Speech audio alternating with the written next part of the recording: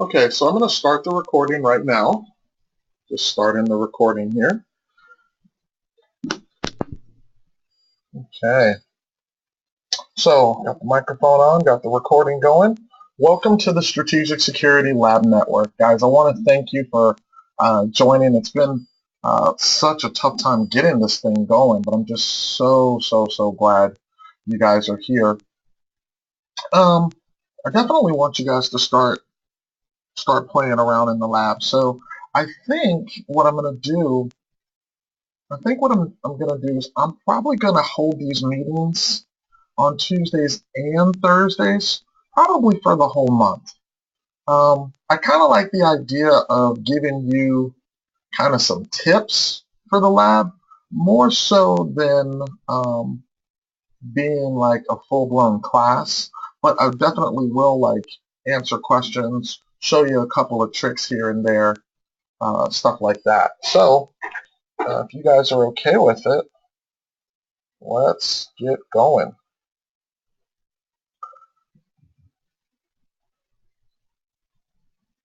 So what I'm going to do is I'm going to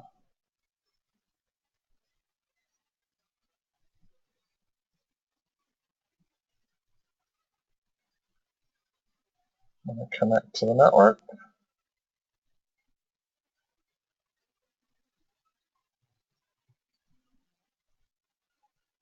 Okay, so the first question is, has everyone been able to connect? It looks like everyone was in Tuesday's, looks like everyone on here was in Tuesday's group. You guys were all able to connect? Okay, you couldn't connect after class. Can you connect now? Kennedy, you want to try giving it a shot now? Let me know if you can connect.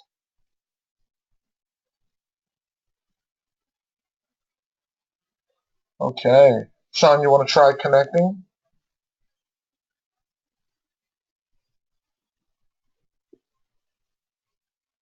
Okay. So let's get you connected.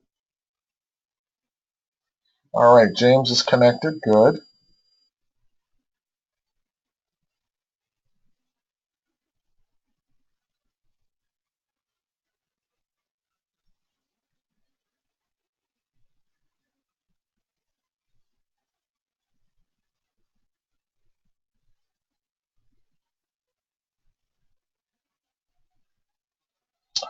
Okay, so I've connected to the VPN.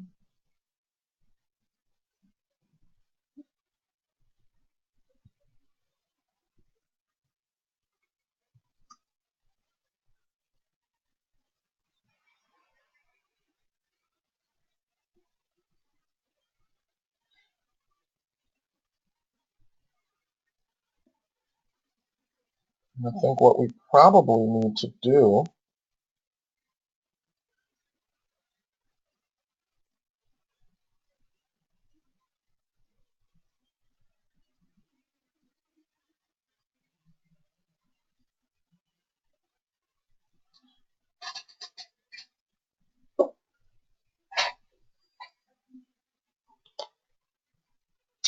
Okay, so I'm going to build a command file of stuff that you probably should try. How many of you guys are connecting with your Windows machine? If you're connecting with Windows, let me know.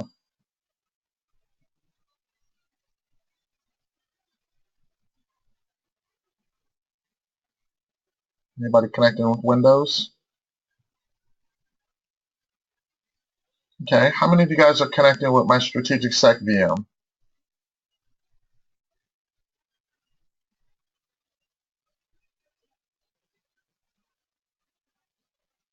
Okay, all right. How many of you guys are connecting with Kali or OSX? Okay, I've got one OSX, one Strategic Sec, one Kali. No one connecting with Windows, huh? Okay. All right. Well, I can't hate that.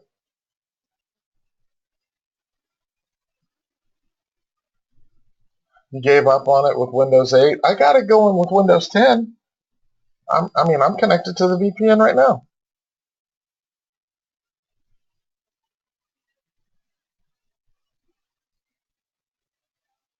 Yeah, I'm connected.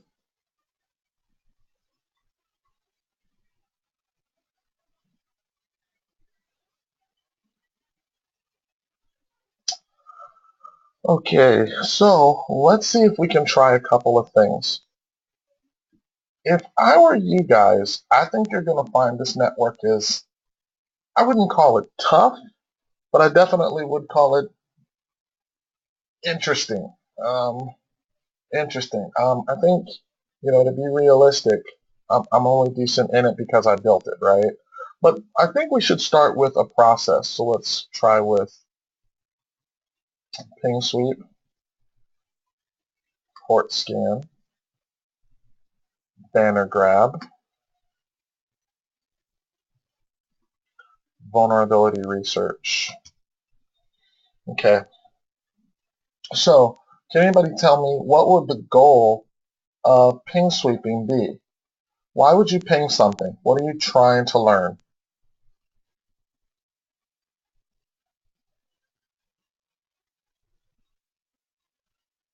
Why would you ping something? In the network side, okay, good. You want to know if a host is alive. Okay, so option one would be to ping an IP address, right?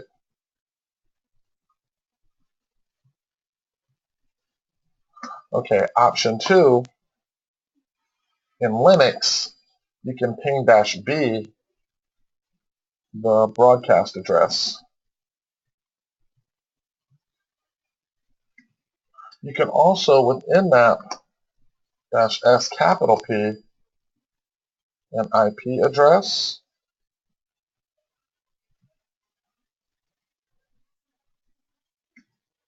You can also, in that -lowercase s capital P, an IP range.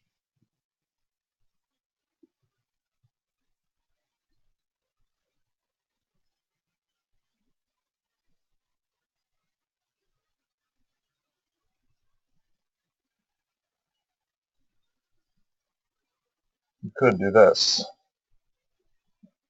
Okay, have any of you guys tried this?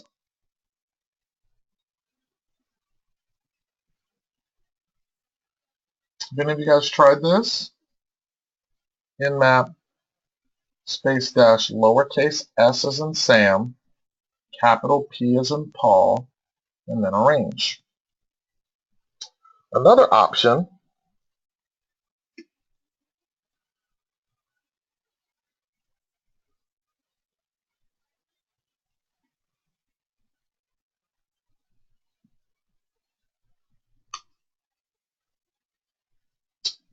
might be something like an ARP scanner.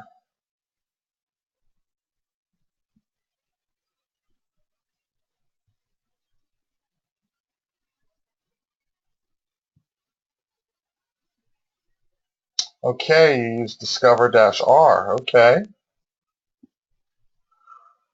So let's see if we can look at something that might hit us a little.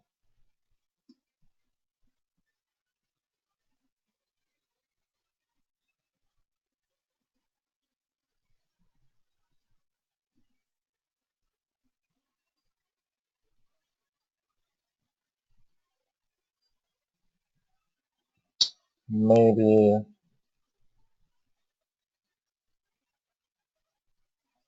something like an ARP scanner is an option.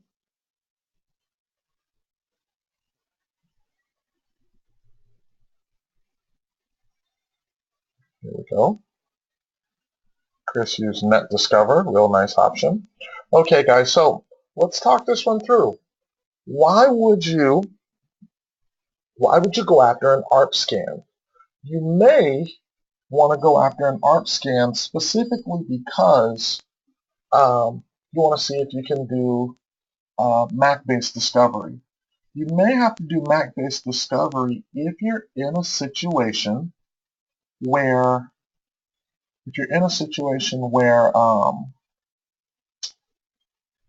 the hosts have local firewalls. So if the hosts have local firewalls, you might be in a situation where you're like, okay, maybe what I have to do is just try to see which hosts respond to an ARP lookup, and that way you can figure out where those hosts are. Because you can't break into anything if you can't figure out where the hosts are.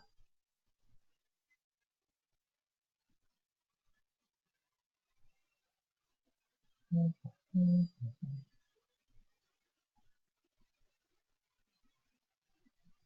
think I have one on.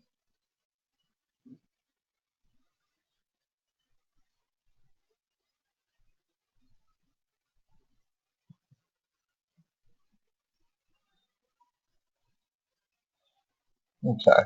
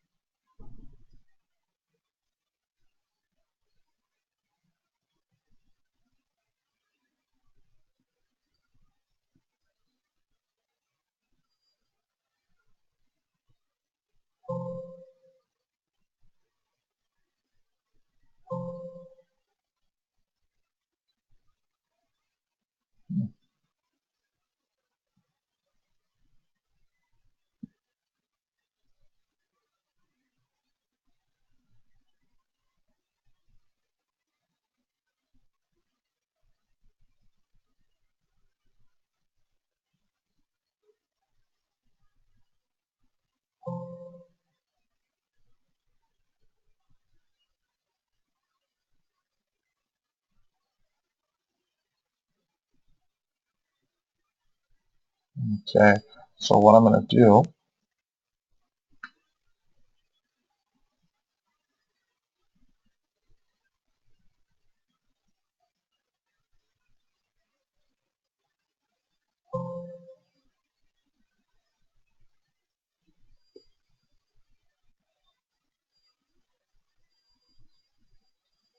I'm going to undo that.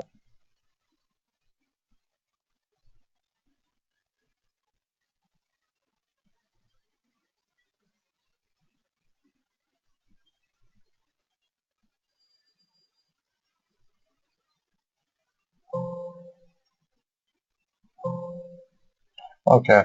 So you've seen some options, things that you can do, right?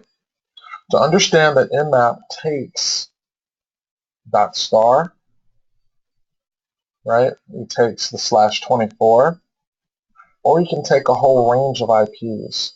So if you were in a situation where you just wanted to scan, Nmap SP 10.0.0.10 to 12, right? You can do that.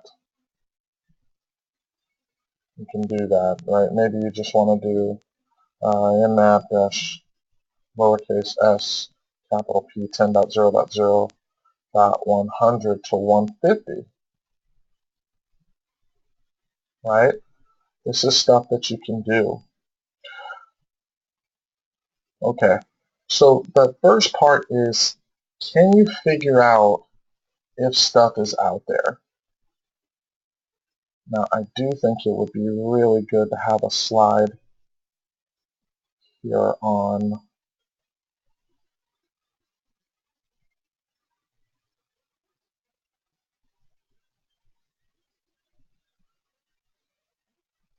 okay,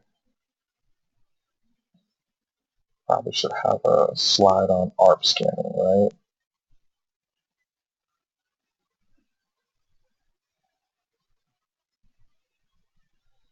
Okay.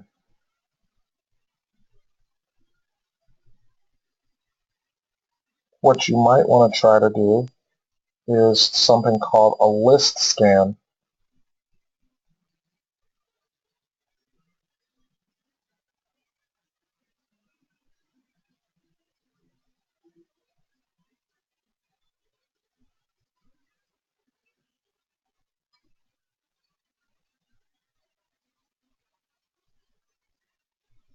Okay. So what you're doing here is you're saying lowercase s, capital L. What it does is it looks with DNS to try to see if it can find something.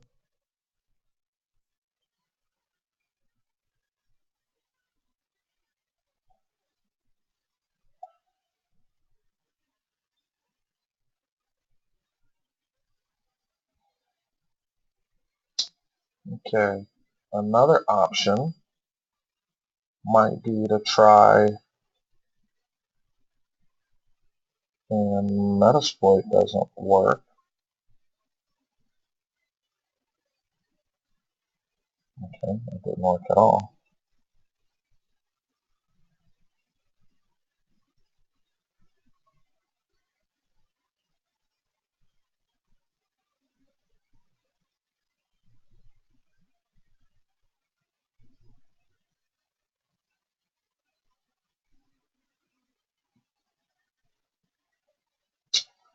Alright, so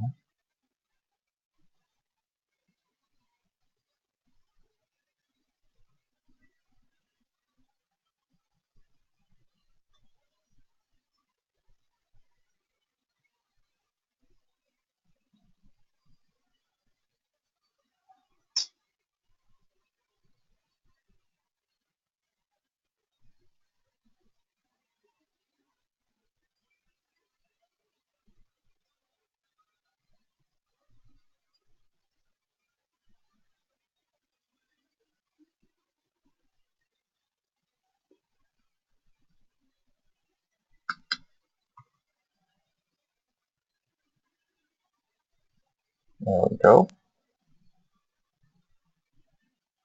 It's a little bit more realistic.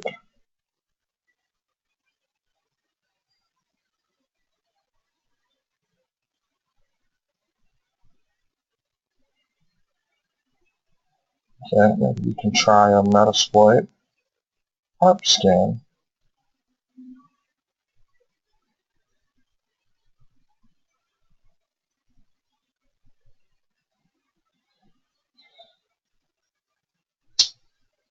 Okay,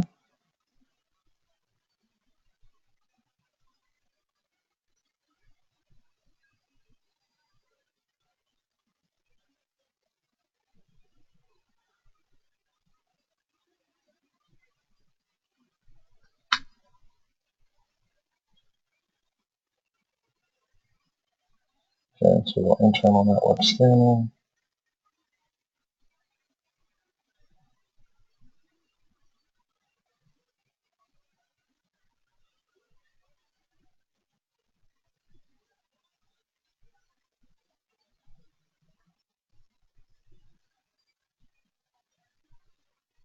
It's a simple process.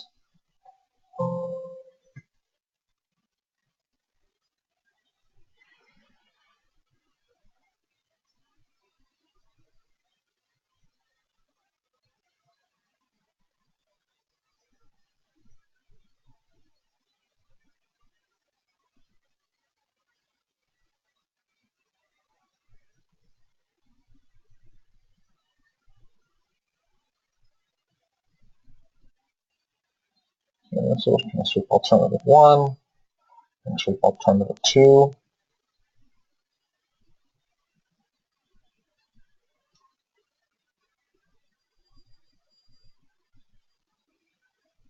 There you go. So that gives you 2 options you can try. All right, your next one is your port scan option.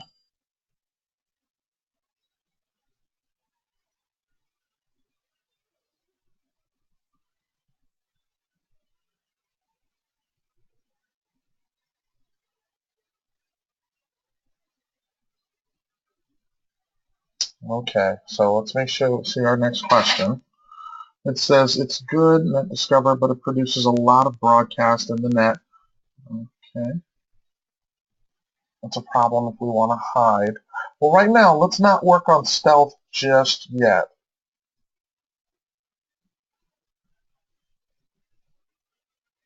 Let's not work on stealth just yet. I think you're going to find that it's going to be tough enough just to reach internal network hosts. That's actually going to be pretty tricky. I got some firewall stuff going on, I got some routing stuff going on, and I got some traffic management stuff going on.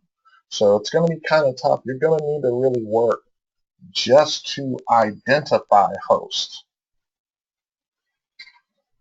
Okay? So I'm trying to give you things that should help you with identifying hosts.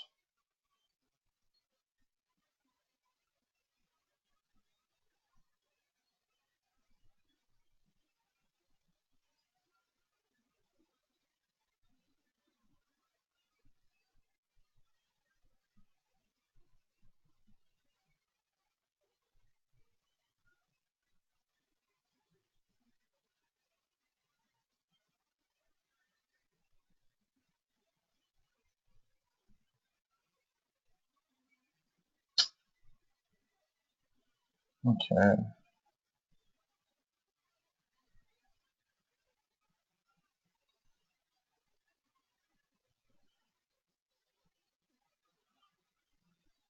Okay, got that, got that. Got the ARP scanner. There's the port scan. Now I need to get my next port scan slide.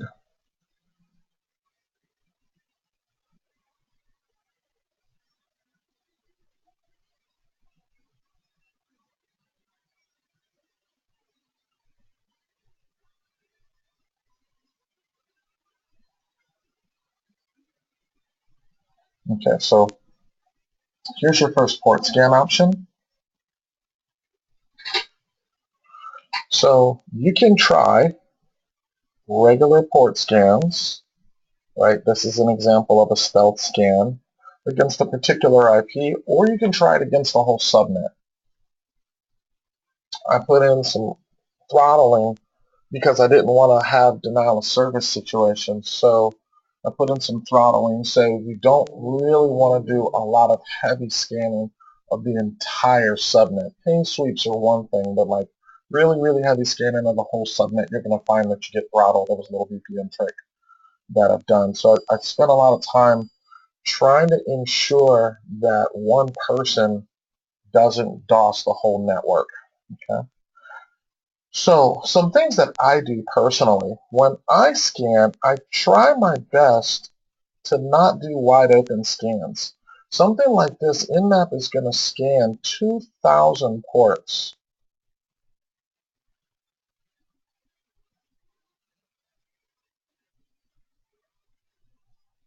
So I'm not a real big fan of wide open scans. If you do this, you're going to scan 2,000 ports. What I would be looking to do if I were you is something more along the lines of this. So if you look here, I'm scanning port 21, right? 23, 25, 80, 80, 80, 1433, 1521, right? So as an example, 21, FTP, 23, Telnet, 25, SMTP, 80, web server, 8080, proxy, Tomcat, 1433 is SQL server, Microsoft SQL server. 1521 is Oracle. 3306 is MySQL, right? And then that's all against any individual host that you find. And I think that would be a little bit more valuable to you if you tried to go about it that way. Okay, now some tricks that I can give you, here. What we're doing here is some different scan options. Scan delays, max rate, right? Fragmentation, changing the MTUs. I want to let you experiment with this kind of stuff. The reason I want you to experiment with this kind of stuff is because I think you're going to find that some of this stuff may be required in this network. Hint, hint. Wink, wink. Nudge, nudge.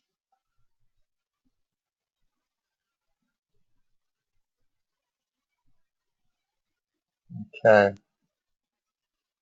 So I did a couple of other things that you may have found interesting here for the banner graph slide. Once you figure out which hosts are available, then you figure out which hosts have ports open. Then you want to look at what services are open per port. An example would be to netcat into a port. Now this is just showing you what you type when you netcat into a port. The response should be the banner of what the port is. Like if it's Apache, it's say, Apache 2.2.5 or something. Another thing that you can do is you can do an Nmap with the version scan. You also can use OpenSSL for SSL encrypted services. Let's change this.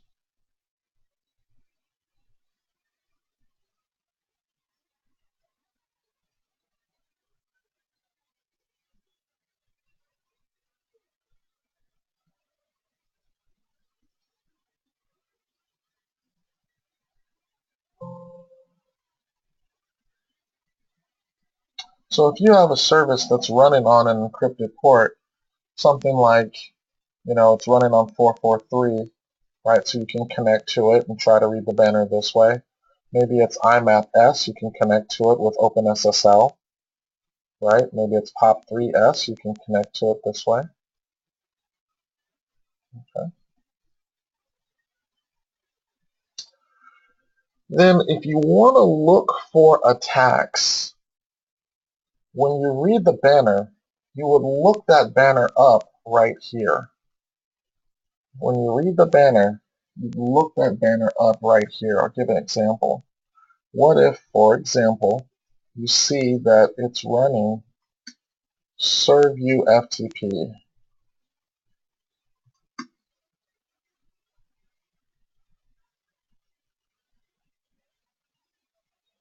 So you see that a port's open and it's running serve you FTP. So you decide to search for it and you're like, oh, I found one machine that's running serve you FTP. So you get over, you look at it. What you need to know is what version of serve you FTP is running. What version of serve you FTP is running? Is it 7.4? Is it 7.1? So let's take, for example, let's say you found a server, it's running FTP. So you went through your steps, right? How would you find a server that's running FTP? You went through your steps. Your first step was to ping sweep.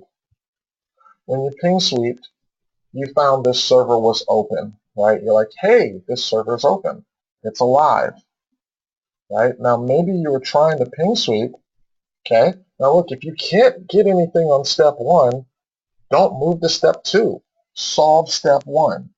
So if I'm ping sweeping and I can't find anything out there, okay, well then maybe they're blocking ping.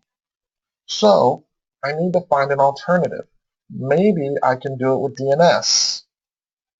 Maybe that'll work. Okay. Maybe I can do it with Metasploit. Maybe this will work. Change this to 1 to 254, right? Maybe this will work. Who knows? Okay. But no matter what, I gotta find host in this network. This sucker needs to tell me, oh, there's 6 hosts available. Oh, there's 12 hosts available. Once we find those 12 machines that are available, then we can move on, right? If you go, hey, there's 6 machines, there's 10 machines, there's 3 machines, there's 2 machines. If you can't find any machines, don't move on to this step. Don't move on to this step.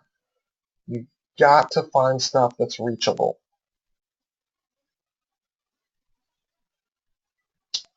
Okay. Now, we've got a couple of hosts that are reachable. Those hosts that are reachable, now we got to see if we can figure out what ports that are open on them. So you can do a wide open scan. Remember, the wide open scan scans 2,000 ports.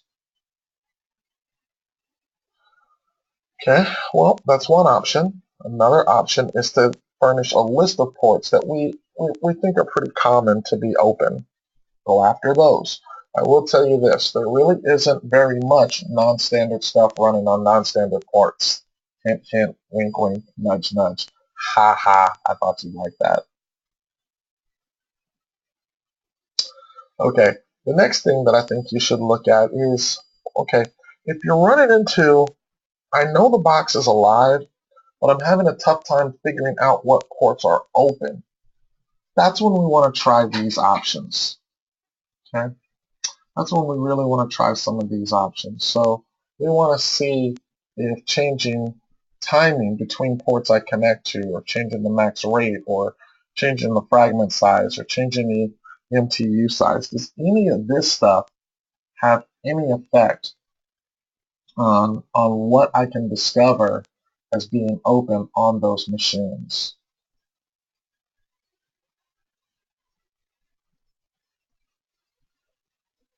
Okay, once you can figure out that our ports are open, remember we started with the ping sweep.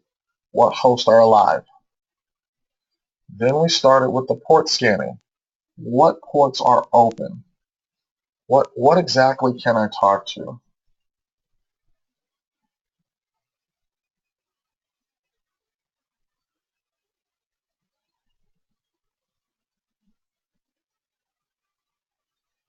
So you start saying, okay, if I find out what ports I can talk to with a port scan step, then I want to say, all right, well, what services are running on that port? Let's say you did this, you found that port 21 was open.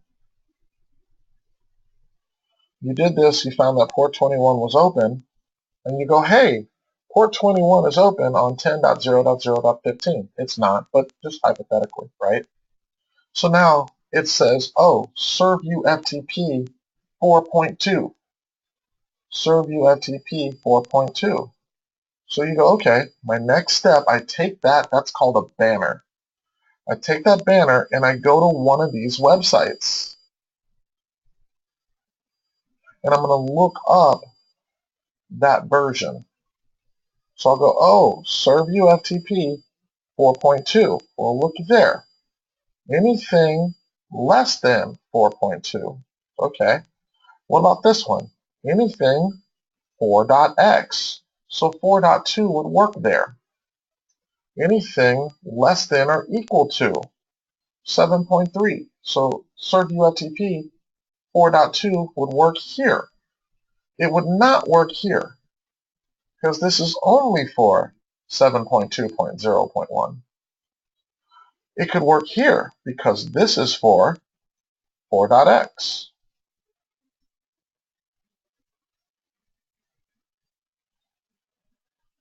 Okay, and then I'd like you guys to just kind of play in the network a little bit. Now, I took some servers down and I put up a bunch of new servers today. Now, I haven't figured out what's the pace of how often I'm going to change out the network. My gut is telling me to change out the network on Monday mornings. How do you guys feel about that? If I change out the network on Monday mornings, I do my walkthrough, maybe I should change out the network on Wednesday. That way I can cover what you could have done in the network last week. What would you guys like me to do? I want the network to change so that you guys can see new stuff. I'd kind of like for it to change weekly. What do you guys think, more or less?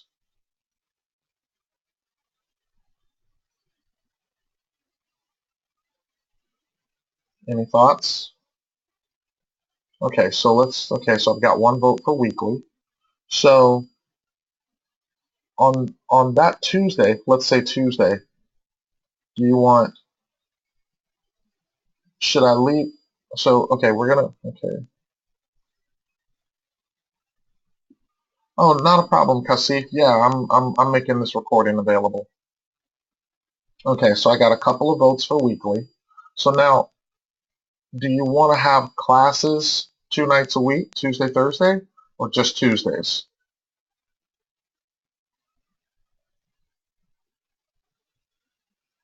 Okay, Tuesday, Thursday.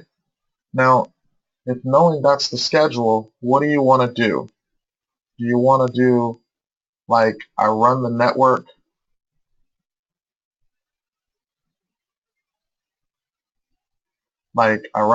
through the whole week, then on Tuesday, Thursday, I show you stuff that you can do in it, then Sunday it changes? Okay, you want to refresh the network on Wednesdays?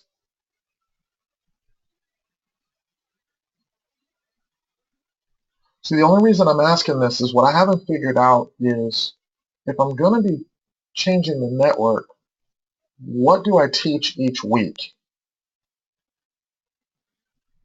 Okay, Wednesday works, use Tuesday to show tricks.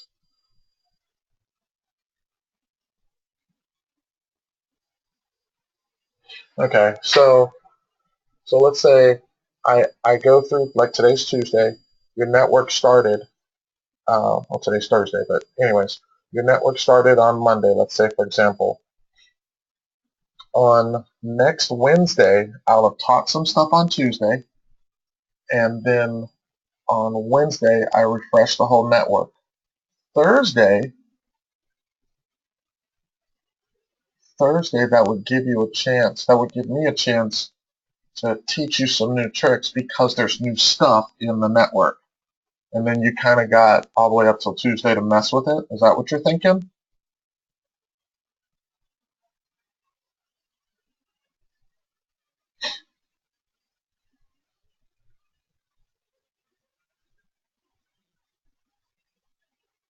Fuzzing, exploits, evading.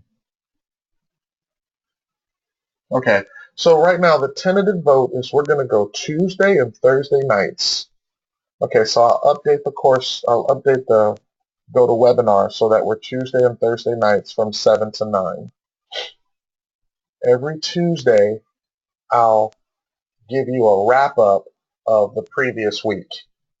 Every Thursday, I'll show you some new tricks for the new network that I deployed on Wednesday. Is that what you're thinking?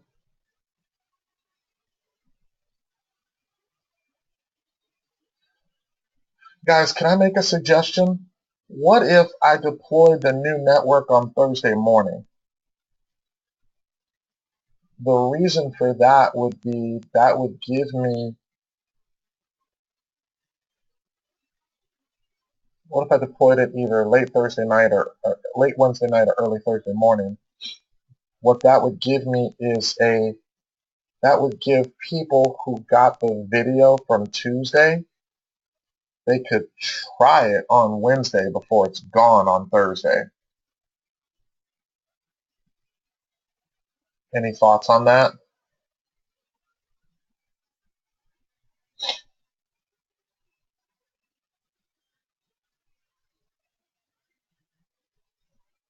Yeah, so basically what we're dealing with is the new network should go live on Thursday so that guys, when they get the video Wednesday, well, they get it Tuesday night, but let's say you missed Tuesday's session, you got the video Wednesday, you still could watch it, try a thing or two before the next week's network changed.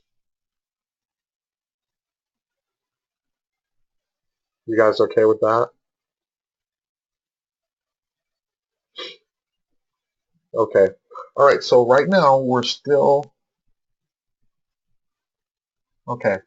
All right, so right now we're still doing some experimenting with the network. Right now, I have the VPN as a routed subnet. I'm considering switching it to bridged. So I'm thinking about that. I don't know that I want to do that. I ran one bridge before. The issue that I ran into was just what happens when you get a lot of users. But where I'm at in Amazon AWS, I really won't have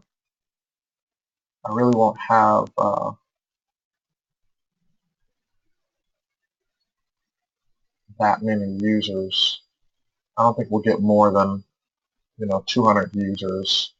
So I got a feeling I'm going to do that. So there might be a week where I'm experimenting with the network, changing it from routed to bridged, and we'll just see how that goes. But I don't want to do that this week. I personally think I did route it because I didn't want to have a lot of broadcast traffic leaking from one network to the other.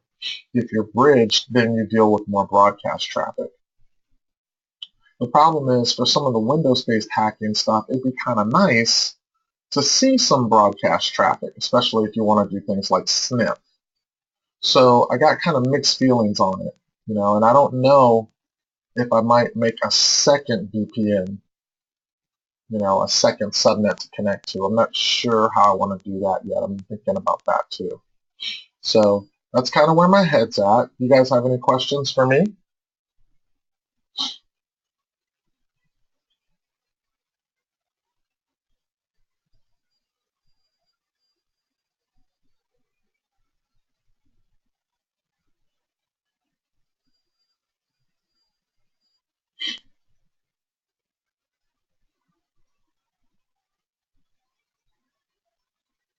Okay, now how many of you guys have been using,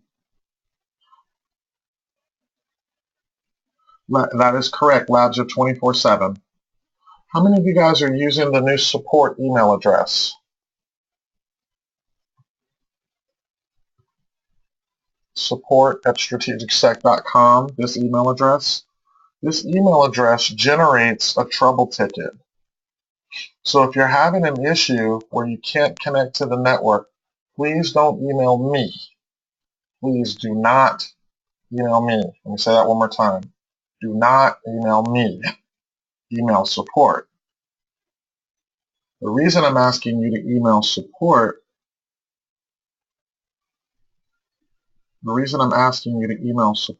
is you'll get a faster response. If you email me, I'm checking email nowhere near as often as the support stuff. The other reason that emailing support is a big deal is because if you email support, it becomes a trouble ticket. It becomes tracked. So I can make sure that I work with you. Emails, sometimes I forget to respond. Sometimes it takes me a while to respond. If you create a trouble ticket, it's tracked. I can follow you. Okay, so what I want to do now is I want to give you guys these slides that you just saw me working on.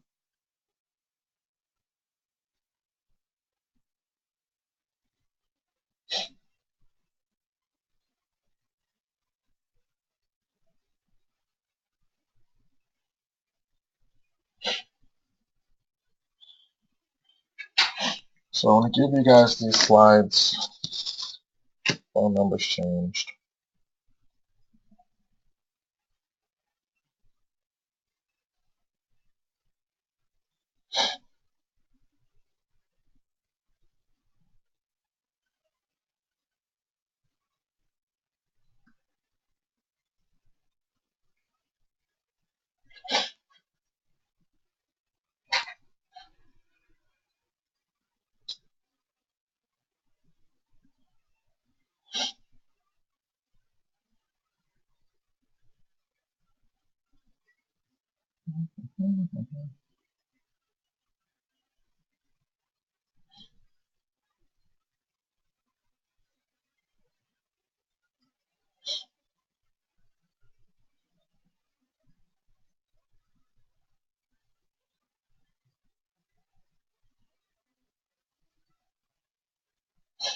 Okay, so we'll do a lab network scanning.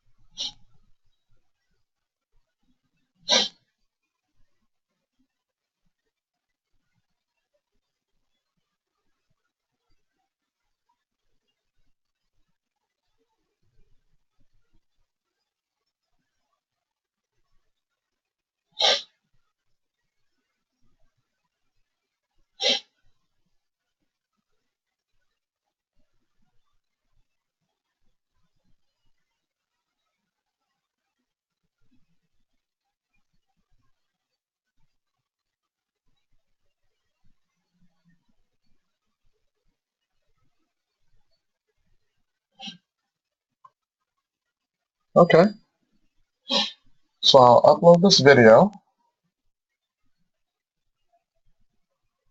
and I'll give you guys these slides with it. That sound okay?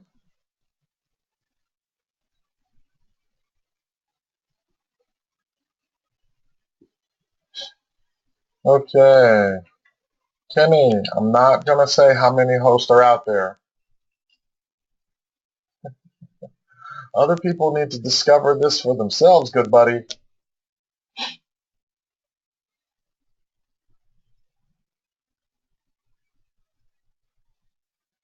So I can neither confirm nor deny that there are that many hosts out there.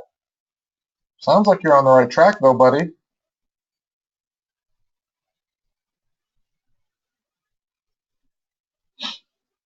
How we doing?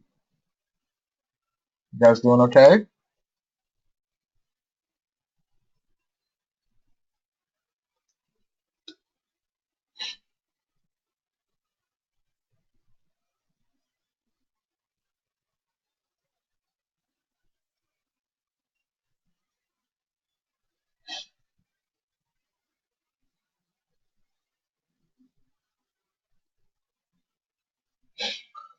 Um, I wanted to make a Google group. Let's see.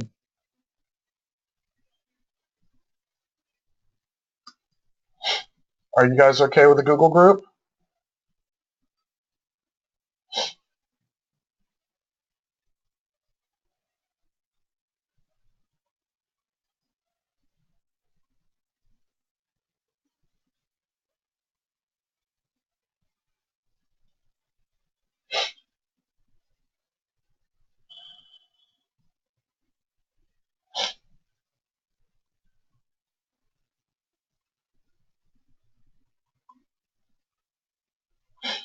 Okay.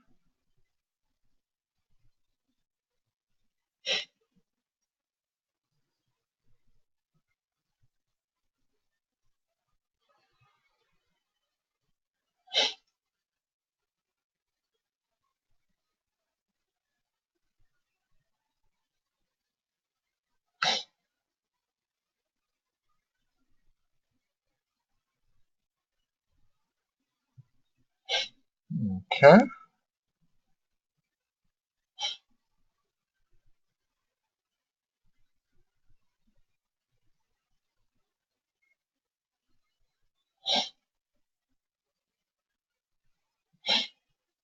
All right. I'm just going to turn my screen off real quick so that I can.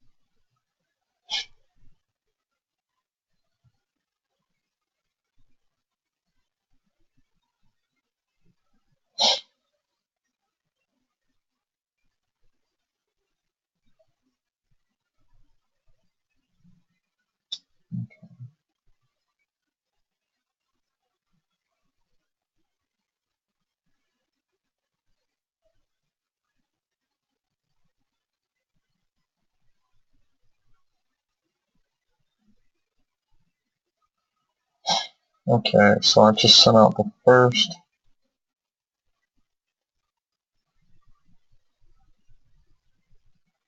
batch of invites.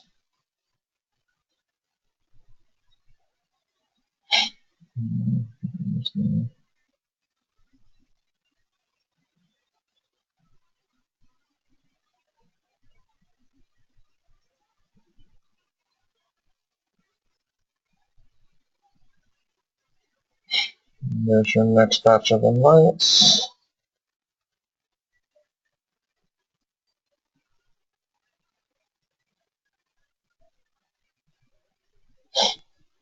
Okay, and the next batch of invites.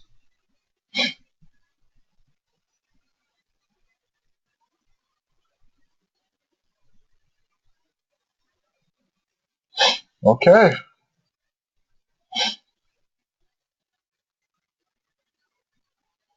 I'll turn the screen back on. Okay, so we had a lot happen for you guys today, huh?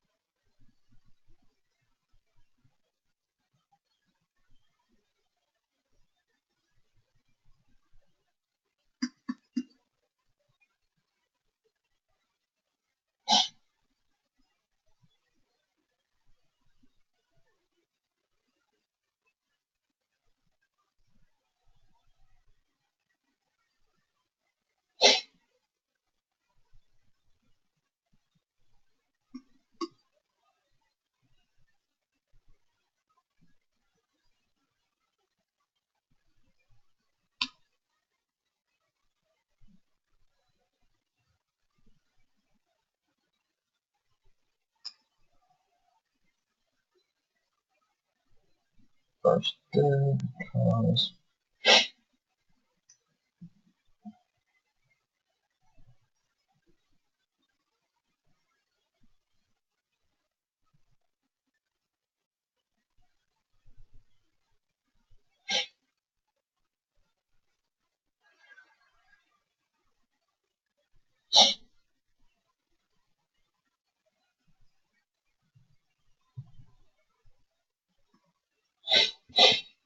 okay, so he'll be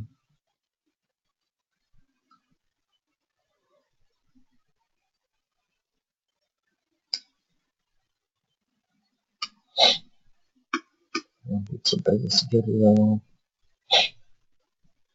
It's,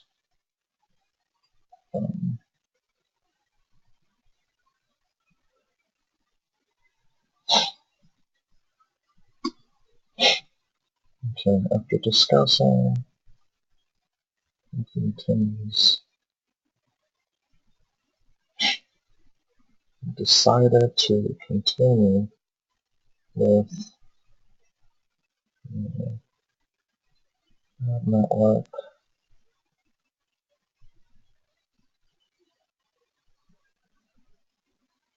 walkthroughs on both Tuesday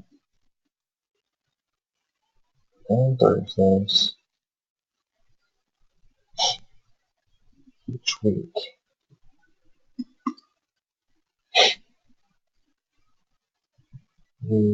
So I will be resetting's not a good word. I will be changing the network targets every Thursday.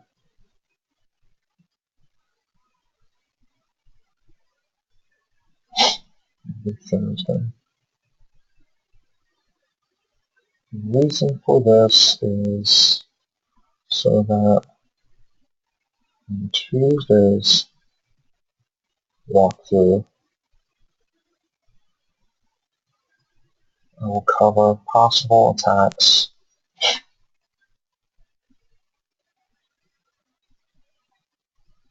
to try. That will allow students that missed Tuesday's session the opportunity to try what I covered in Wednesday's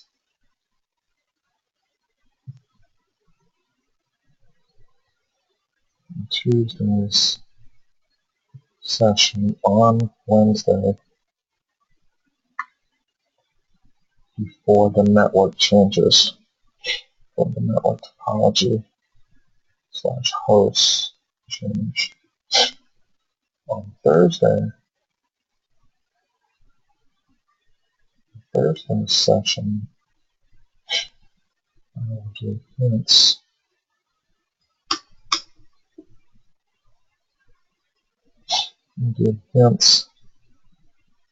to try in the lab for the upcoming week. Okay, is that okay, guys?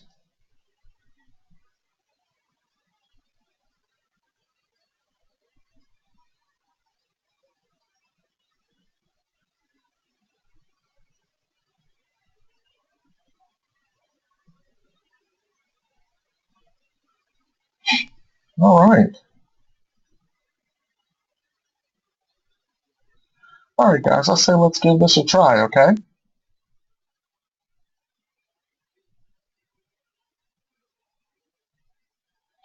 All right, guys, I'm going to button it up, stop the recording, and I'll see you guys on Tuesday. Have fun in the lab.